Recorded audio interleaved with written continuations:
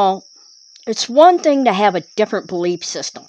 It's another entirely to invent an entire alternate reality about what my belief system is, then confidently lecture me about it, all while quoting passages from a book that features talking snakes and burning bushes.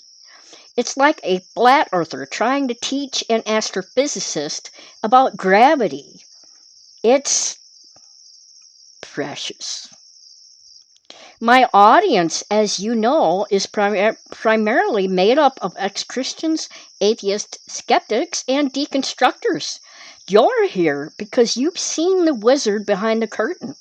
You picked apart the logical fallacies, and you probably endured your fair share of well-meaning or not so well-meaning Christians trying to save you from yourself. And then, of course, we have our unwelcome guests, the Christians who stumble in, usually to drop some fire and brimstone comments, or, my personal favorite, to proselytize without having listened to a single word I've said. Bless their cotton socks.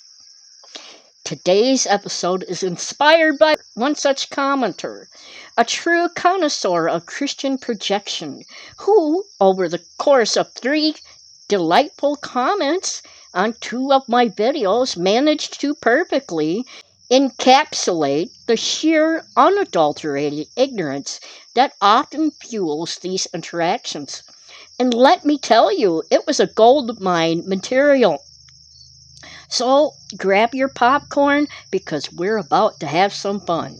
Our journey begins with the first comment from our intrepid Christian truth teller. On one of my videos, they confidently declared, and I quote, "There is no morality with atheism, no ethics, no values, just emptiness.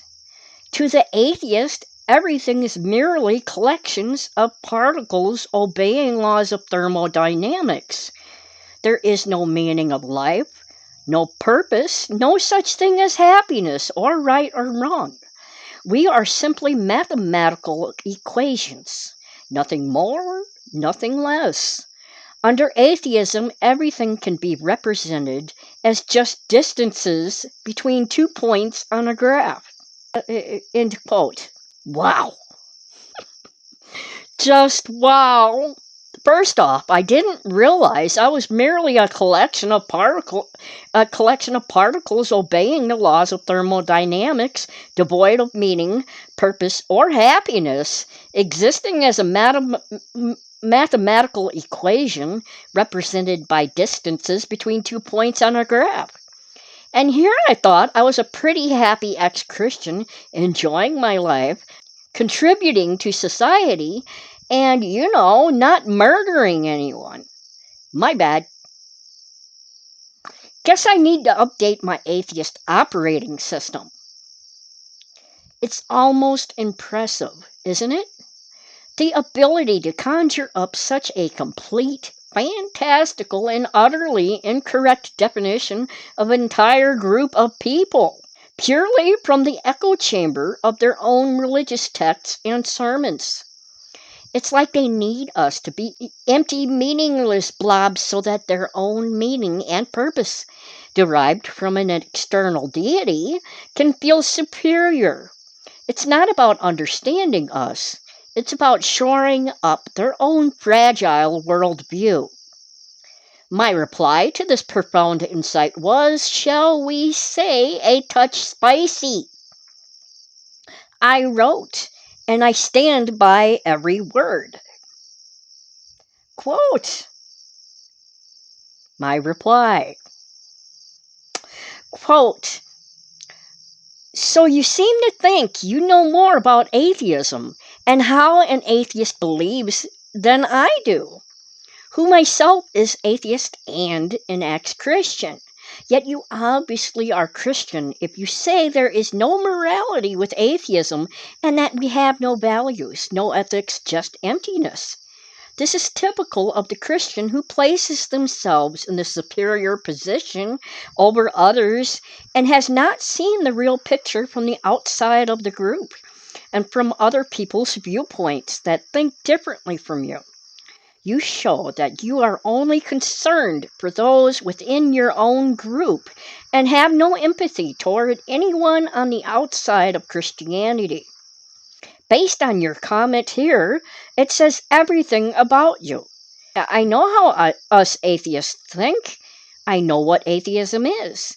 And I have witnessed many atheists are also secular humanists like myself who give a great care more about humanity than Christians do. You give an indication of how severely indoctrinated you have become. And you are just like almost any other Christian who comes to this podcast channel. You refuse to reflect on anything I have said and just judge and criticize when you are presented with logical, factual information that challenges your belief system. My podcast is designed to get people to think, not for you to spew false information and hate when you are feeling insecure about others challenging your beliefs. End quote. That's the end of my reply. And boom! Mic drop. Because honestly, what else can you say to someone who has so thoroughly divorced themselves from reality? They haven't engaged with my content. They haven't listened to my lived experience as an atheist and an ex-Christian. No! They've consulted their internal database of how to demonize the godless and simply regurgitated the pre-programmed lines. The audacity to tell me, an actual atheist, what I believe, what my morality is, and that my life is empty, is just chef's kiss. It's the epitome of intellectual arrogance wrapped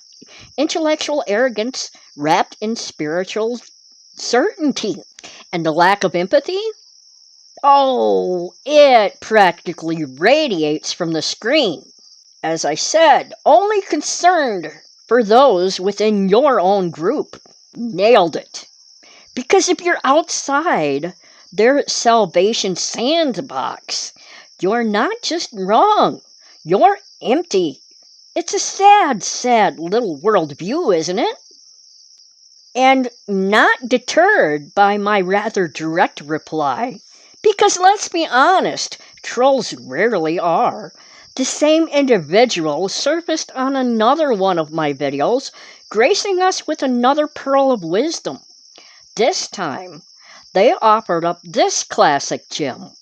Quote, "I don't have enough faith to believe in atheism."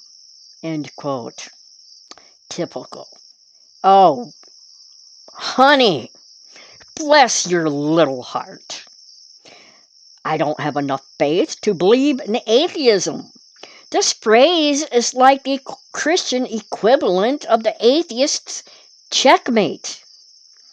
They trot it out, dust it off, and present it as if it's some profound philosophical zinger that will instantly convert us back to the fold. But, my friends, this phrase, this sacred cow of Christian apologetics, is not a mic drop. It's a face plant into a pile of their own ignorance. My reply to this masterpiece was equally to the point.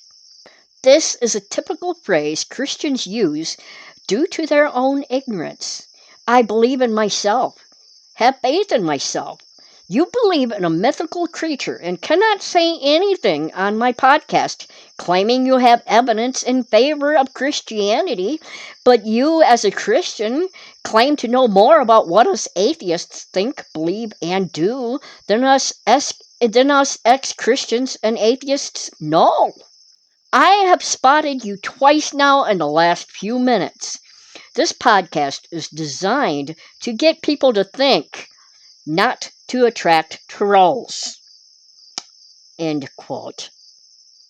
So, let me repeat myself. Mythical creature. Yeah, I said it.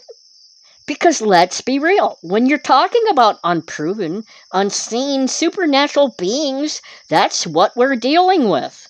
And again, the audacity. You claim to know more about what us atheists think, believe, and do than us ex-Christians and atheists know. It's just so predictable. They come in uninvited, uninformed, and yet utterly convinced of their superior knowledge about my mind. It's like a stranger trying to tell me what I had for breakfast. Sir, I think I know what I ate. But wait, there's more. Our commenter, bless their persistent little heart, felt compelled to reply to my reply. And this, my friends, is where the Christian playbook truly comes out in full, glorious, misguided force. Get ready for some classic Bible-thumping psychological projection. And I quote their reply to my reply. Quote, well, I strongly disagree. The reason atheists don't believe the gospel is not a cognitive problem. It is a spiritual one. And they go on to quote John chapter 3, verse 3, and they say, quote, they are spiritually blind, end quote. And now they go on to say, in other words, it isn't a rational decision they make. It is an emotional choice. They don't want God to exist, but they know He exists and hold the truth in unrighteousness. And then they go on to quote Matthew chapter 11, verse 16, and they say they live in denial of reality, is what they quoted Matthew chapter 11, verse 16 to say. So that was the end of their reply. So my thoughts on this in this video is that if they're watching, I'd like to ask this to that commenter. I'd like to ask on this video, if you're watching, oh, you strongly disagree? Well, thank goodness you clarified. Here I was thinking you were nodding along to everything I said. Silly me! Okay, so let's unpack this smorgasbord of self-delusion. I'll quote again what they said on this one portion here. That it's not a cognitive problem, it is a spiritual one. Translation? You're not thinking straight. You're just broken in a way only my magic man in the sky can fix. And then, of course, the ever-popular, ever-insulting, spiritually blind from John chapter 3, verse 3. Because naturally, the only reason someone wouldn't believe what you believe is because they're defective. It couldn't possibly be because they've actually thought about it, examined the evidence, and found it wanting. No. That's too logical. It must be a spiritual affliction. And then the kicker, how they said it isn't a rational decision they make, it is an emotional choice. They don't want God to exist, but they know He exists and hold the truth in unrighteousness. It's really quite laughable stuff here. The irony of it is so thick you could spread it on toast. A rational decision versus an emotional choice? Let's be honest, folks. Who do you know that made a dispassionate, purely logical decision to dedicate their life to a millennia-old text based on ancient tribal myths, promising eternal reward for believing a specific set of unprovable claims. Most conversions, most religious affirmations are highly emotional experiences. They're about comfort, belonging, fear of hell, hope for heaven. They're about feeling God's presence, not necessarily finding empirical proof of it. But for us atheists, oh no, we're the emotional ones. We just don't want God to exist. And I can say as an ex-Christian and atheist that it wasn't because I didn't want God to exist. It was because the evidence, the logic, the reality simply didn't support his existence. Wanting something to be true doesn't make it true. That's called wishful thinking, not a rational decision. And the crowning glory by quoting this Bible verse. But they know he exists and hold the truth in unrighteousness. They live in denial of reality. Matthew chapter 11, verse 16. They know he exists? Really? So all this time, my lack of belief, my rejection of supernatural claims, my embrace of scientific inquiry, it's all just a sophisticated facade for my secret, deep-down conviction that God is real? And I'm just holding the truth in unrighteousness? Because I'm too naughty to admit it? That's not just condescending. It's practically a conspiracy theory about my own mind. And the accusation of denial of reality? Oh, the absolute, unmitigated gall. Who exactly is living in denial of reality here? Is it the person who accepts the observable universe, the laws of physics, and the scientific method? Or the person who believes a sky daddy created everything in 6 days, drowned the world, and then flew off to wait for his son to return on a cloud? I think we know the answer. My final reply to this glorious display of ignorance was naturally a comprehensive takedown. Quote, quoting Bible verses to an atheist means nothing. It means you are ignorant of what the atheist actually believes. And you are choosing to believe what is written in the Bible that was written by Christians who knew nothing about the atheist, but instead formed their own opinions about the atheist and spread it around as truth. Your Bible is lying to you. You continue to show ignorance about what atheists believe and do. Your religion feeds off your emotions. My atheism, lack of belief in a God, is accepting reality for what it is, regardless of what my emotions are. And I am a better person as an atheist, and I am happier. I am also a secular humanist and an ex-Christian. You cannot tell me what I think or how I believe as an atheist based on the Bible when I know about more of what I believe as an atheist and what others believe who are just like me than you do about anyone on the outside of your religion.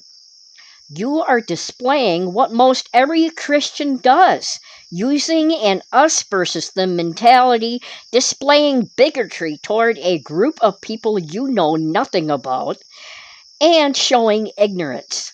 And choosing atheism is a rational decision. Continuing in delusion, such as Christianity, is not a rational decision, but is a decision based on indoctrination, ignorance of the history of the religion, and how gods were created during the time there was tribalism in ancient time.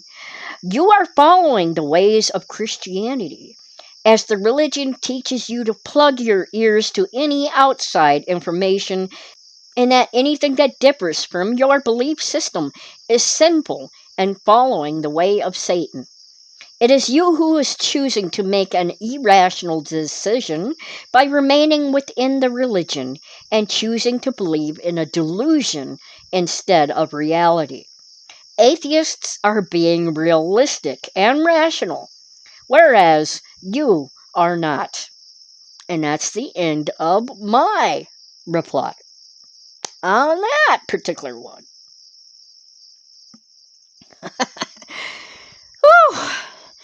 I had to get that one off my chest. Because it's true. They tell you not to listen to outside information. They tell you that anything challenging your faith is of Satan. That's not how you arrive at truth. That's how you maintain a delusion.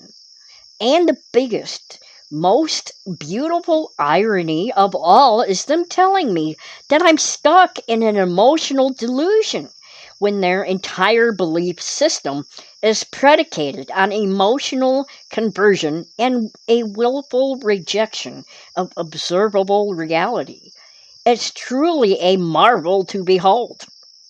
Now, let's circle back to the second glorious comment, the one that said, quote, I don't have enough faith to believe in atheism, end quote. This phrase is so pervasive, so deeply ingrained in Christian rhetoric, that it deserves a full comedic evisceration because, oh boy, does it expose their ignorance, not just about atheism, but about their own definition of faith. So, let's do this. Let's consult their own holy book for the meaning of faith. We're going to turn to Hebrews chapter 11, verses 1 through 3, a cornerstone for understanding faith in biblical terms. As I quote, now faith is the confidence in what we hope for, an assurance about what we do not see. This is what the ancients were commended for. By faith, we understand that the universe was formed at God's command, so that what is seen was not made out of what is visible. So, that's the end of the quoting of the Bible verses here. So, let's break that down, shall we? Because it's pretty damn crucial. Faith is confidence in what we hope for and assurance about what we do not see. Did you catch that? Assurance about what we do not see. Not assurance about what is empirically verifiable. Not assurance about what science has proven. No. It's specifically about the unseen, the unobservable, the unprovable. It's a confidence in a hope, not a fact. And then it continues. By faith, we understand that the universe was formed at God's command, so that what is seen was not made out of what was visible. So according to their own scripture, faith is believing that the entire universe, everything we can see, was created by an unseen, unproven entity out of literally nothing visible. It requires believing in something despite the lack of any observable evidence, and often in contradiction to observable evidence. It's confidence in the absence of proof. It's conviction without confirmation. It's believing in magic, essentially. Now, let's compare that to atheism. What is atheism? It's not a belief system in anything. It's a lack of belief in a god or gods. It's the position that supernatural claims, particularly those concerning deities, lack sufficient evidence to warrant belief. An atheist doesn't believe in a sky daddy because there's no reliable, testable, verifiable evidence for one. We rely on what we can see and observe and what is scientifically possible. We choose reality. We choose the observable. We choose the provable.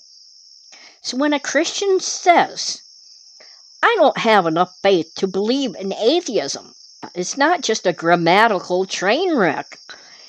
It's a monumental display of misunderstanding. Atheism isn't something you believe in like a god. It's the absence of belief in a god. Therefore, atheism doesn't require faith. In fact, it's the opposite of faith, as defined by their own Bible. Atheism is a lack of faith. It's a lack of confidence in the unseen. It's a lack of assurance about what cannot be observed. It's a rejection of the idea that an invisible entity magically created the universe. For a Christian, their faith is believing in the unseen, the unproven, the logically inconsistent. It takes immense faith to believe in something that has never, ever been proven to exist, cannot be seen, and often flies in the face of scientific understanding. It takes faith to believe in miracles and resurrections and virgin births. That is biblical faith. But an atheist? We don't need faith for our position. We simply don't believe in the things that require faith. We demand evidence. We observe the observable. We test the testable. We live in reality. So when Christians claim it takes more faith to be an atheist, they are proving their utter ignorance on two fronts. First, what faith actually is, according to their own holy book. And second, what atheism actually is. It's not more faith. It's no faith. It's choosing rationality over wishful thinking. It's choosing reality over delusion. It's truly hilarious, isn't it? They try to use their own definitions against us, but their definitions only serve to highlight their reliance on blind faith for their beliefs, while simultaneously demonstrating their complete inability to grasp the simple concept of not believing without evidence. So, there you have it, folks. A little field trip into the mind of a Christian commenter. A mind that, sadly, represents a significant portion of those who still cling to these ancient narratives. They don't listen. They don't engage. They simply project their own fears, their own indoctrination, and their own desperate need for external validation onto us. They accuse us of emptiness while their own lives are often confined within the narrow walls of dogma. They call us irrational while clinging to beliefs that defy logic and evidence. And they try to tell us we're spiritually blind because we've chosen to open our eyes to the actual, observable world around us. Let this be a reminder that when these comments come your way, they're not really about you. They're about their own insecurities, their own fear of a world without their comforting God, and their inability to comprehend that meaning, morality, and happiness does not require supernatural intervention. We, as atheists and secular humanists, find meaning in connection, purpose in contribution, and happiness in reality. And ironically, we're often better at it than those who claim exclusive rights to these very concepts. Thank you all for tuning in, for your critical thinking, and for your shared journey out of the fog of dogma. It's always a wild ride when we unpack these things, and I appreciate every single one of you. Now, I want to hear from you. What do you think about these kinds of comments? Have you encountered similar lines of attack from Christians?